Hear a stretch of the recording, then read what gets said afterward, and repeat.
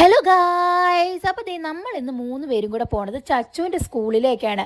അവളെ സ്കൂളിൽ ചേർക്കാനുള്ള സമയമായല്ലോ. അങ്ങനെ നമ്മളൊരു സ്കൂൾ കണ്ടുപിടിച്ചു. അപ്പോൾ അവിടെ ഇന്നൊരു ഇൻട്രാക്ഷൻ സെഷൻ പറഞ്ഞിട്ടുണ്ട്. അപ്പോൾ അതിന് വേണ്ടിയിട്ടാണ് നമ്മൾ പോണത്. അപ്പോൾ നമ്മുടെ വീട്ടിൽ നിന്ന് ഏകദേശം ഒരു 19 കിലോമീറ്ററോളം ഉണ്ട് ഈ സ്കൂളിലേക്ക്. ഇവിടെ ആക്ച്വലി ഏപ്രിലായപ്പോൾ ക്ലാസ് തുടങ്ങിയതാണ്. അപ്പോൾ ഓൾറെഡി ടേം 1 തീർന്നു കഴിഞ്ഞു. ഇനിയിപ്പോൾ സെപ്റ്റംബർ മുതൽ ടേം 2 ആണ് തുടങ്ങുന്നത്. അപ്പോൾ ചച്ചു പകുതി മുതലാണ് കയറാൻ പോകുന്നത്.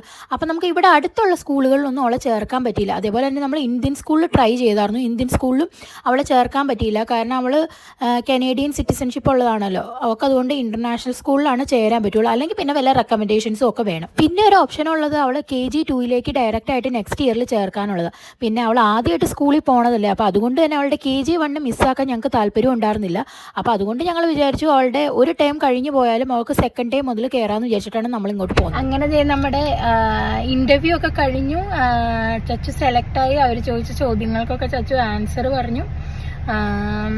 അപ്പം ഇനി നമുക്ക് ഓഗസ്റ്റ് 31 അപ്പം ചച്ചു ക്ലാസ്സിൽ കയറുകയാണ് അല്ലേ പൊന്നു? ചച്ചുവിൻ്റെ സ്കൂൾ ഇഷ്ടമായോ? ടീച്ചർ ഇഷ്ടമായോ? അപ്പം ഇനി ശരിക്കും പറഞ്ഞാൽ ഇന്ന് നമുക്ക് അഡ്മിഷൻ എടുക്കാം. പക്ഷെ നമ്മുടെ കയ്യിൽ പാസ്പോർട്ടും എല്ലാത്തിൻ്റെയും ഹാർഡ് കോപ്പി ഒന്നും ഉണ്ടായിരുന്നില്ല. നമ്മുടെ കയ്യിൽ QID മാത്രമേ ഉണ്ടായിരുന്നുള്ളൂ. അപ്പം എന്തൊക്കെ സംഭവങ്ങൾ വേണമെന്നുള്ളത് അവർ ഇമെയിൽ അയക്കാമെന്ന് പറഞ്ഞു. എന്നിട്ട് നമ്മൾ ഹാർഡ് കോപ്പിയും കൊണ്ട് വന്നിട്ട് അഡ്മിഷനൊക്കെ എടുക്കും.